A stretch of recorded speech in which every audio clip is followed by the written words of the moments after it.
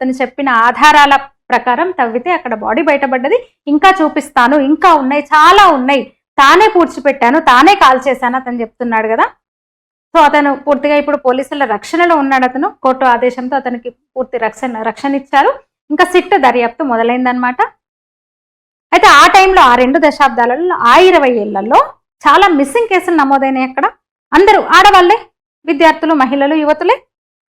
అయితే తాము కంప్లైంట్ ఇచ్చినా సరే, తాము ఫిర్యాదు చేసినా సరే, మా అమ్మాయి మిస్ అయింది, లేదా మా అక్క మిస్ అయింది, మా చెల్లి మిస్ అయింది, మా అమ్మ మిస్ అయిందని మేము కంప్లైంట్ ఇచ్చినా సరే పోలీసులు పట్టించుకోలేదు, ప్రాపర్గా ఎంక్వైరీ చేయలేదు, ఒక ట్రాన్స్పరెంట్గా విచారణ అసలు జరగలేదు